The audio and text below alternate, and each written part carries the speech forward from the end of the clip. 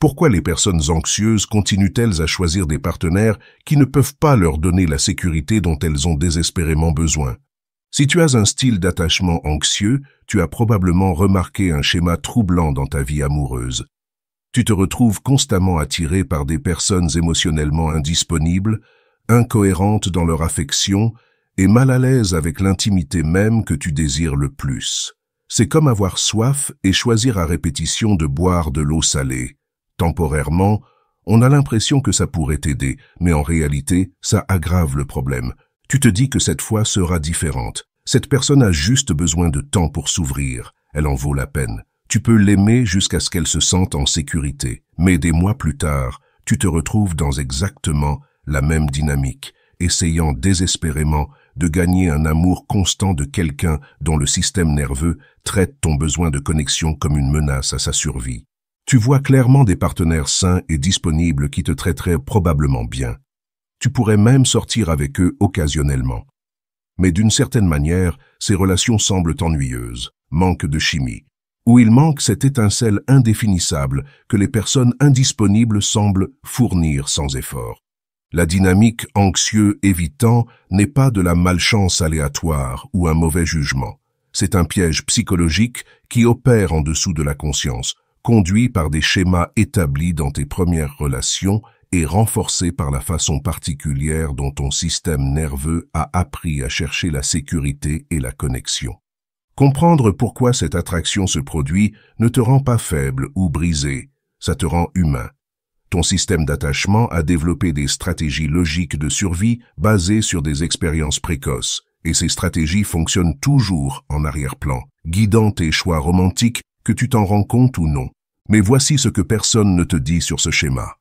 Les personnes même qui activent ton système d'attachement le plus fortement sont souvent les moins équipées pour fournir la sécurité qui calmerait réellement ce système. Reconnaître cette connexion est la première étape vers faire des choix différents qui servent ton bien-être authentique plutôt que de répéter des cycles qui te laissent t'épuiser émotionnellement. Le fondement de cette dépendance réside dans la sensation familière de devoir mériter l'amour. Quand tu as grandi avec des soins incohérents, des parents qui étaient parfois disponibles et parfois débordés, distraits ou émotionnellement indisponibles, ton système nerveux a appris que l'amour est quelque chose pour lequel tu dois travailler plutôt que quelque chose que tu mérites automatiquement. Cette expérience précoce crée ce que les psychologues appellent un modèle de sécurité gagnée. Ton cerveau a appris que quand quelqu'un est distant ou indisponible, ça signifie que tu dois essayer plus fort, être meilleur ou prouver ta valeur pour regagner son attention et son affection. Ceci est devenu ton plan pour comment les relations fonctionnent. Quand tu rencontres un partenaire évitant, sa distance émotionnelle n'apparaît pas comme un signal d'alarme, elle apparaît comme familière. Ton système d'attachement reconnaît le schéma et pense « c'est comme ça que l'amour fonctionne ». Leur disponibilité incohérente déclenche les mêmes voies neuronales qui ont été creusées dans l'enfance quand tu devais travailler pour l'attention de ton parent. Le comportement de l'évitant active ta stratégie apprise pour sécuriser l'attachement, poursuit, prouve ta valeur, accommode leurs besoins, minimise tes propres besoins et finalement, ils te donneront l'amour constant que tu cherches. Ton système nerveux croit vraiment que cette approche fonctionnera parce qu'elle fonctionnait parfois dans l'enfance. Ce qui rend cela particulièrement insidieux, c'est que les évitants fournissent souvent juste assez de renforcement intermittent pour maintenir cette stratégie viable. Ils ont des moments de chaleur et de connexion qui semblent être la preuve que tes efforts fonctionnent, suivis de périodes de distance qui déclenchent des efforts renouvelés pour les reconquérir. Ce renforcement intermittent crée ce qui est essentiellement un cycle de dépendance dans ton cerveau. Les récompenses imprévisibles libèrent de la dopamine dans le même schéma qui rend le jeu addictif. Ton cerveau interprète la réponse positive occasionnelle comme une preuve que tu es sur la bonne voie, pas comme une preuve que la personne est fondamentalement indisponible.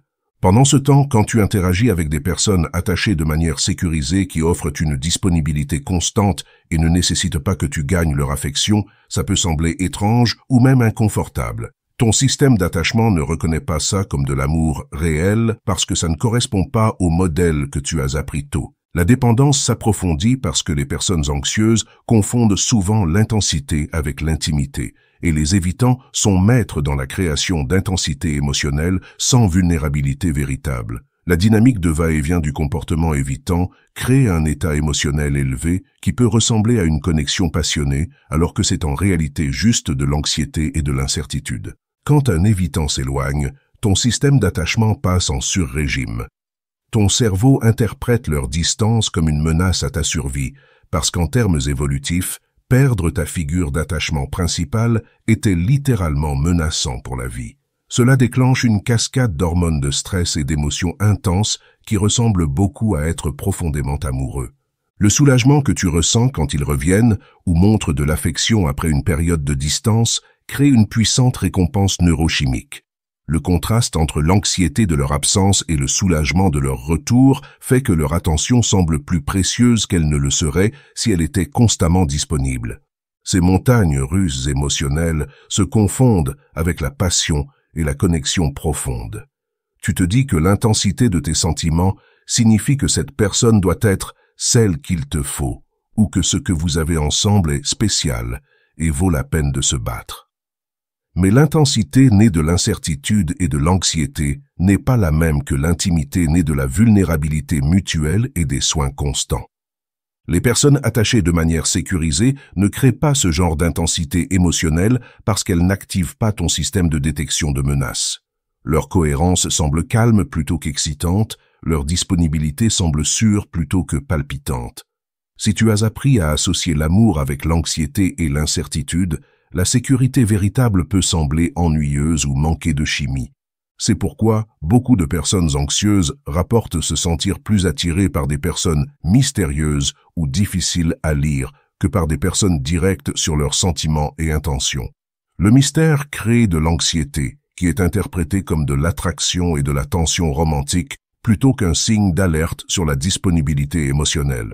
Il y a une autre couche à cette dépendance qui implique une croyance inconsciente que tu dois réparer ou guérir les autres pour être digne d'amour. Cette croyance se développe généralement dans des familles où les enfants ont appris à gérer les émotions de leurs parents ou à prendre la responsabilité de maintenir la stabilité familiale. Si tu as grandi en te sentant responsable du bien-être émotionnel de tes parents, ou si tu as appris que ta valeur venait de ta capacité à aider, soutenir ou réparer les autres, tu seras inconsciemment attiré par des partenaires qui semblent avoir besoin d'être réparés. Les évitants, avec leurs murs émotionnels évidents et leurs difficultés avec l'intimité, peuvent sembler des candidats parfaits pour tes capacités de guérison. Cette dynamique semble significative et importante pour ton psychisme parce qu'elle active ton sens appris du but et de la valeur. Être nécessaire ressemble à être aimé, même quand l'incapacité de la personne à réciproquer constamment te laisse épuisé émotionnellement.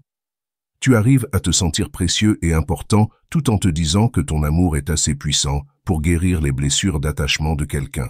La croyance que tu peux aimer quelqu'un jusqu'à la disponibilité émotionnelle est enivrante parce qu'elle te met en contrôle du résultat de la relation. Si leur guérison dépend de ton amour, ta patience et ta compréhension, alors tu as le pouvoir de créer la relation sécurisée que tu veux.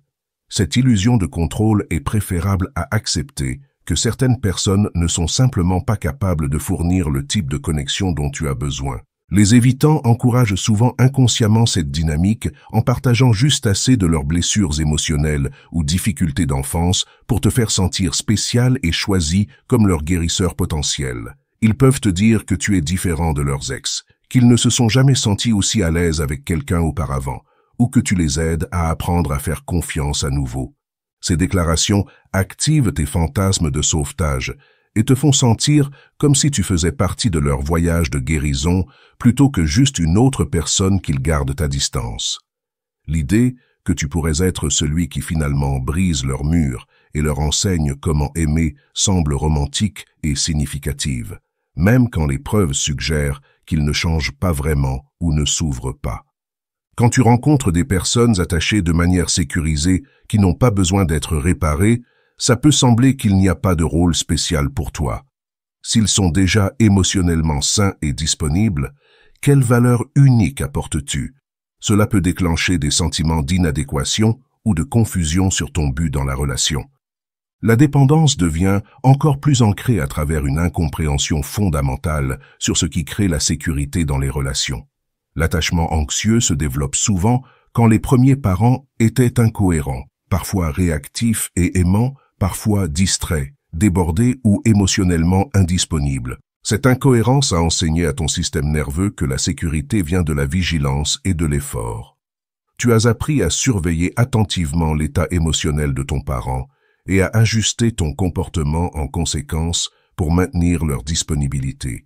Tu es devenu habile à lire les signaux subtils, gérer les émotions des autres et travailler dur pour maintenir la connexion. Ces compétences semblent familières et précieuses quand tu es avec un partenaire évitant. Leur distance émotionnelle et incohérence activent ton expertise apprise dans la gestion de dynamiques relationnelles difficiles. Tu te sens compétent et utile quand tu analyses leurs humeurs, accommodes leurs besoins d'espace et travailles à maintenir la connexion malgré leur retrait. Avec des partenaires attachés de manière sécurisée, ces compétences durement gagnées ne sont pas nécessaires. Ils communiquent directement sur leurs besoins et sentiments. Ils ne nécessitent pas de surveillance attentive ou de gestion émotionnelle. Ils sont constamment disponibles et réactifs. Cela peut te laisser sentir que tu ne sais pas comment être dans la relation ou quel devrait être ton rôle. Ton système nerveux pourrait interpréter ce manque de défi comme une preuve que la personne n'a pas vraiment besoin de toi ou que la relation n'est pas assez importante pour nécessiter des efforts. L'absence de drame relationnel ou d'intensité émotionnelle peut sembler comme l'absence de connexion réelle pour quelqu'un dont le système d'attachement a appris à égaler l'amour avec le travail.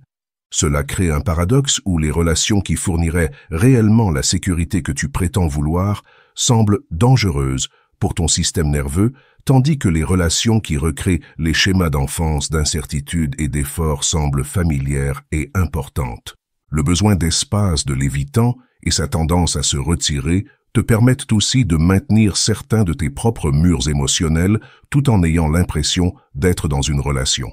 Beaucoup de personnes anxieuses ont leur propre peur de l'intimité véritable qui sont masquées par leur concentration sur la poursuite de partenaires émotionnellement indisponibles. Quand tu travailles constamment à gagner l'amour de quelqu'un ou à briser ses barrières émotionnelles, tu n'as pas à confronter ta propre capacité pour la vulnérabilité et l'intimité authentique. La relation reste concentrée sur leurs limitations émotionnelles plutôt que de t'obliger à examiner les tiennes. La dépendance est renforcée en confondant le sentiment d'être choisi par quelqu'un de sélectif avec une véritable compatibilité et amour. Les évitants sont notoirement difficiles sur qui ils laissent entrer dans leur cercle intérieur. Ils maintiennent une distance émotionnelle avec la plupart des gens et n'accordent qu'occasionnellement à quelqu'un un accès plus proche à leurs pensées et sentiments. Quand une personne évitante te montre de l'attention ou partage quelque chose de personnel avec toi, ça peut sembler incroyablement spécial et significatif. Leur sélectivité fait que leur attention semble plus précieuse que la même attention venant de quelqu'un qui était naturellement chaleureux et ouvert avec la plupart des gens.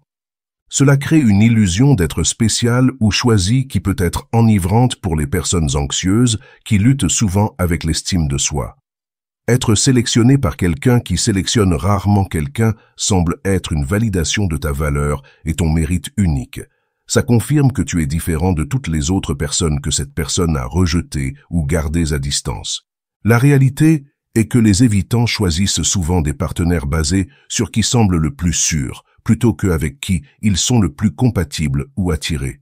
Ils peuvent te choisir non pas parce que tu es spécial, mais parce que quelque chose dans ton énergie ou ton comportement ne déclenche pas leur peur d'intimité aussi fortement que d'autres personnes. Cette distinction compte parce qu'être choisi pour ta sécurité plutôt que pour ton être authentique crée une dynamique relationnelle où tu apprends inconsciemment à supprimer des parties de toi qui pourraient déclencher leur retrait.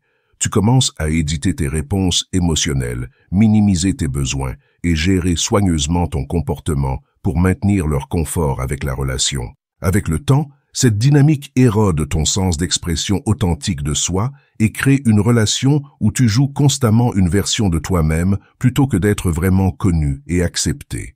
Mais le sentiment d'être choisi par quelqu'un de sélectif peut masquer cette perte d'authenticité pendant des mois ou des années.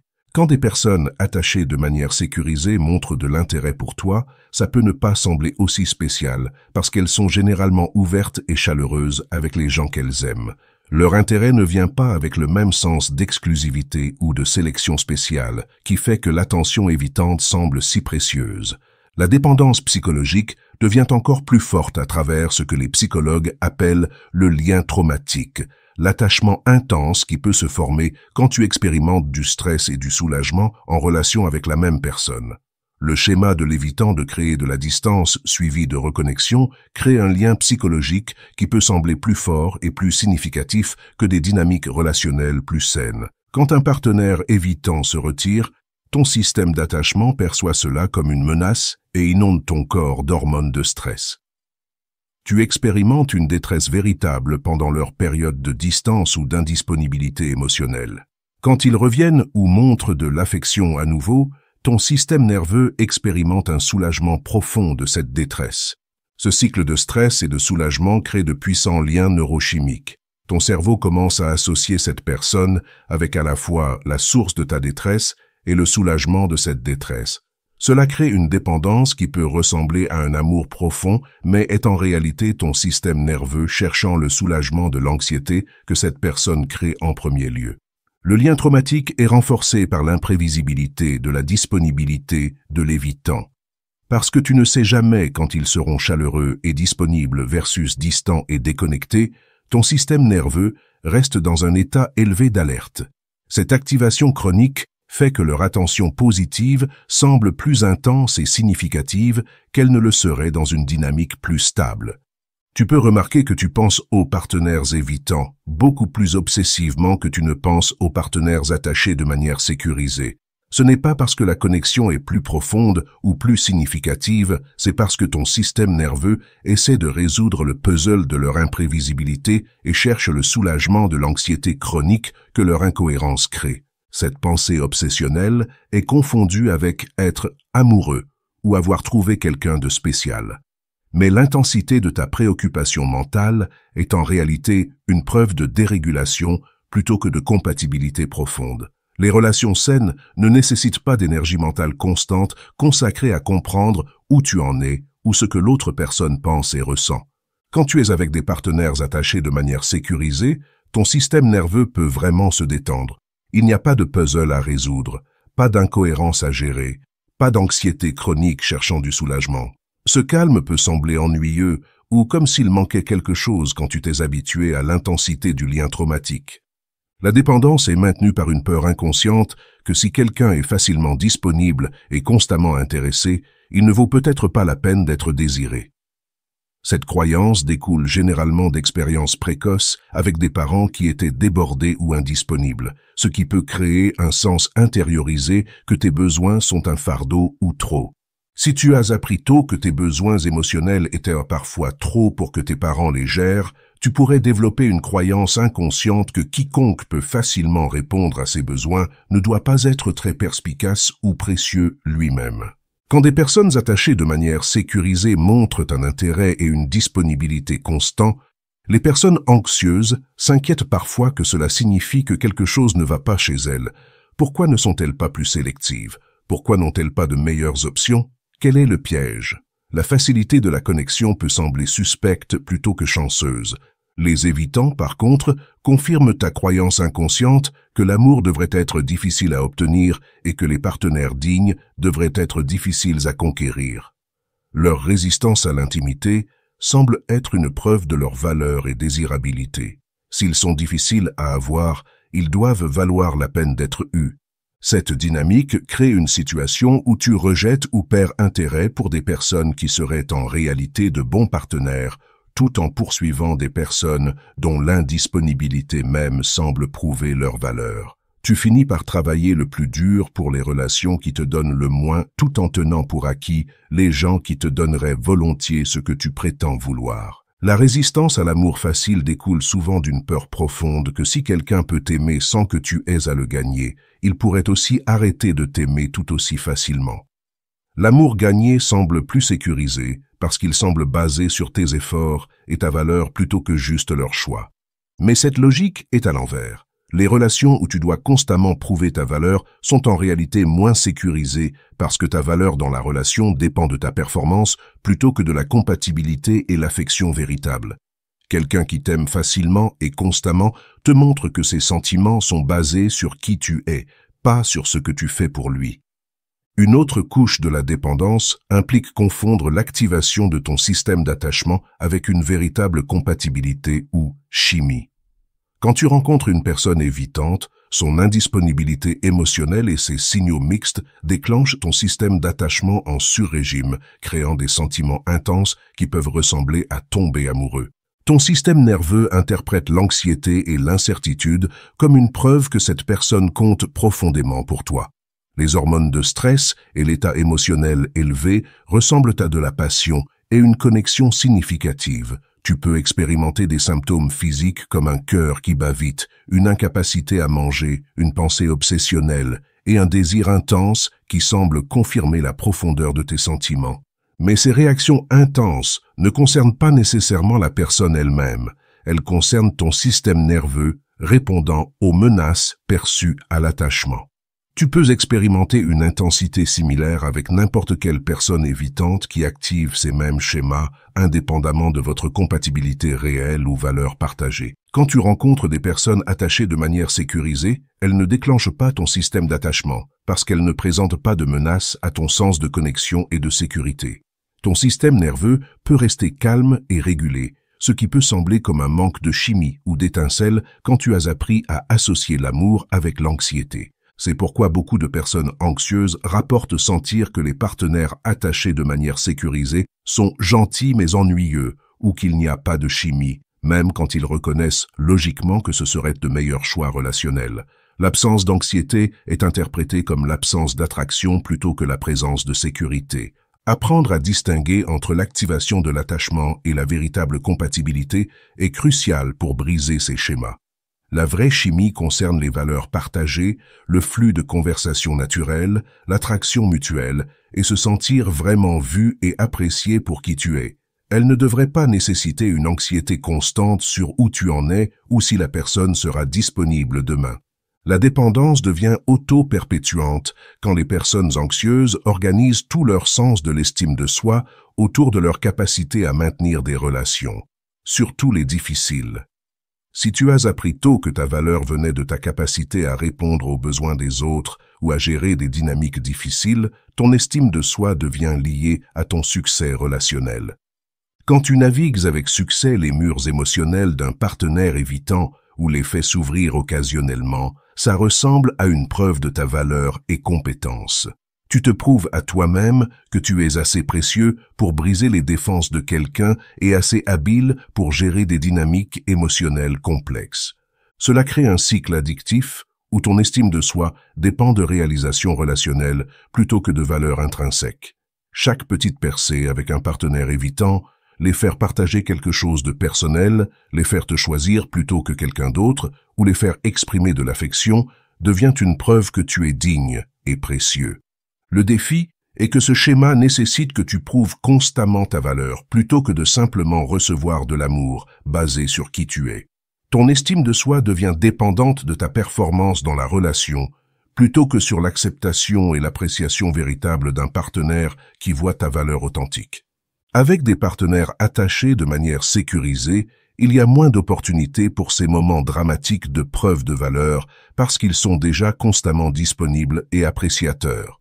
Leur affection stable ne fournit pas le même boost d'ego que gagner occasionnellement quelqu'un qui retient généralement. Cela crée une situation où les relations saines peuvent sembler moins gratifiantes pour ton sens d'accomplissement et d'estime de soi, même si elles sont beaucoup meilleures pour ton bien-être émotionnel réel. Tu dois apprendre à tirer l'estime de soi de sources autres que les réalisations relationnelles et à valoriser être aimé pour qui tu es plutôt que ce que tu peux accomplir.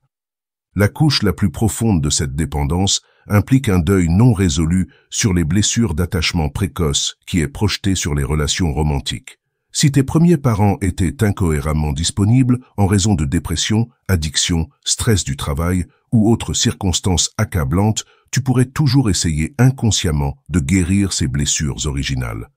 Ton système d'attachement continue de chercher des situations qui te rappellent ces dynamiques précoces parce qu'il y a un espoir inconscient que cette fois, tu pourras le réparer. Si tu peux juste aimer cette personne indisponible assez, être assez patient ou prouver ta valeur suffisamment, peut-être que tu obtiendras finalement l'amour constant et la sécurité dont tu avais besoin enfant. Cette dynamique transforme les relations romantiques en séances de thérapie où tu essaies inconsciemment de guérir tes blessures d'enfance à travers des partenaires actuels. Mais les partenaires évitants ne peuvent pas te donner la sécurité que tu as manqué tôt, peu importe combien tu les aimes ou combien tu essaies de gagner leur affection constante. La blessure originale doit être pleurée et guérie par d'autres moyens. Thérapie, amitié sécurisée, travail d'autocompassion ou te reparenter toi-même. Les relations romantiques ne peuvent pas défaire ce qui s'est passé dans tes années formatives, et attendre qu'elles le fassent met une pression impossible sur toi et tes partenaires. C'est pourquoi briser les schémas anxieux évitants nécessite souvent de faire un travail profond sur ta relation avec toi-même et tes expériences d'attachement précoce. Tu dois apprendre à te donner la sécurité et les soins constants que tu cherches chez les autres avant de pouvoir reconnaître et apprécier des partenaires qui sont réellement capables de réciproquer l'amour constamment. Jusqu'à ce que tu abordes les blessures d'attachement sous-jacentes, tu continueras probablement à être attiré par des personnes qui activent tes schémas familiers de poursuite et d'anxiété plutôt que des personnes qui offrent un véritable partenariat et des soins mutuels. Comprendre ces mécanismes psychologiques ne résout pas automatiquement le problème, mais ça te donne la conscience nécessaire pour commencer à faire des choix différents. Quand tu peux reconnaître que ton attraction pour les personnes indisponibles est basée sur des schémas appris plutôt que sur une véritable compatibilité, tu peux commencer à questionner ces schémas au lieu de les suivre aveuglément. L'objectif n'est pas de te forcer à être attiré par des personnes qui ne t'attirent pas, mais plutôt d'examiner si ta définition de l'attraction a été façonnée par l'anxiété et le dysfonctionnement familier plutôt que la connexion authentique et la compatibilité. Apprendre à remarquer quand ton système d'attachement devient activé dans les premières étapes de fréquentation peut t'aider à faire des choix plus conscients. Si tu te retrouves à penser obsessivement à quelqu'un, à te sentir anxieux sur leur réponse au texto ou à expérimenter des symptômes physiques d'anxiété autour de quelqu'un que tu viens de rencontrer, ce sont des signaux d'alerte que tes blessures d'attachement sont déclenchées plutôt qu'une véritable compatibilité est activée. Pratique, rester présent avec l'inconfort qui peut surgir en sortant avec des personnes attachées de manière sécurisée. Si quelqu'un semble trop disponible ou trop facile, essaie de t'asseoir avec cet inconfort plutôt que de perdre immédiatement intérêt. Demande-toi de quoi tu aurais peur si quelqu'un voulait vraiment être avec toi constamment. Travaille sur développer ta propre sécurité émotionnelle indépendamment des relations romantiques. Cela peut impliquer de la thérapie, construire des amitiés sécurisées, développer des compétences d'auto-apaisement ou apprendre à répondre à tes propres besoins émotionnels de manière saine. Plus tu te sens en sécurité en toi-même, moins tu auras besoin que les relations fournissent la sécurité et plus tu seras capable de reconnaître et apprécier un véritable partenariat. Pratique. Identifier tes préférences et besoins authentiques dans les relations séparées de ce qui semble familier ou excitant. Que veux-tu réellement chez un partenaire quand tu n'essaies pas de guérir de vieilles blessures ou de prouver ta valeur? Quel genre de vie quotidienne veux-tu partager avec quelqu'un? Quelles valeurs et objectifs de vie comptent pour toi au-delà du drame de la poursuite et de l'incertitude? Sois patient avec toi-même pendant que tu travailles à changer des schémas profondément ancrés.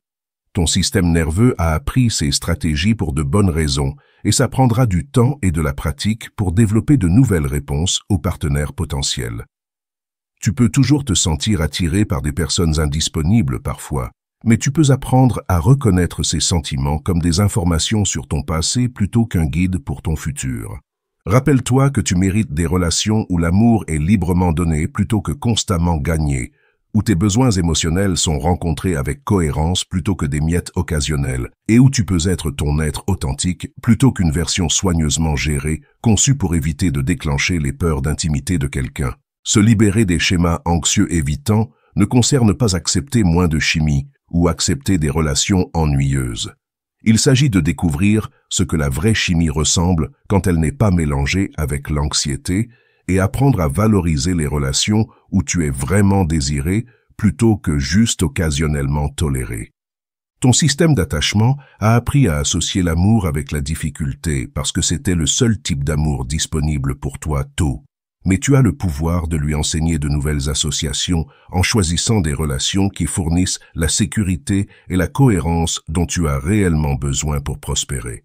Le voyage de l'attachement anxieux au schéma relationnel sécurisé n'est pas toujours facile, mais c'est l'un des investissements les plus importants que tu peux faire dans ton bonheur à long terme et ton bien-être émotionnel. Tu mérites d'expérimenter l'amour qui ne nécessite pas que tu prouves constamment ta valeur ou que tu gères la capacité de quelqu'un d'autre pour l'intimité. Quand tu te retrouveras finalement dans une relation où l'amour est donné librement, où tes besoins émotionnels sont rencontrés constamment et où tu n'as pas à travailler constamment pour maintenir la connexion, tu comprendras la différence entre la dépendance d'attachement et l'amour véritable. La paix et la joie de l'attachement sécurisé valent chaque étape difficile qu'il faut pour y arriver. As-tu reconnu ces schémas dans ta propre histoire relationnelle et remarqué comment l'anxiété peut ressembler à de l'attraction? Partage dans les commentaires quelle perspective tu as gagné sur tes propres schémas d'attachement et quelles étapes tu prends pour construire des choix relationnels plus sains. Si cela t'a aidé à comprendre pourquoi tu pourrais être attiré par des partenaires émotionnellement indisponibles, aime cette vidéo et abonne-toi pour plus de perspectives sur comment se libérer des cycles qui ne servent pas ton bien-être authentique. Merci d'avoir regardé.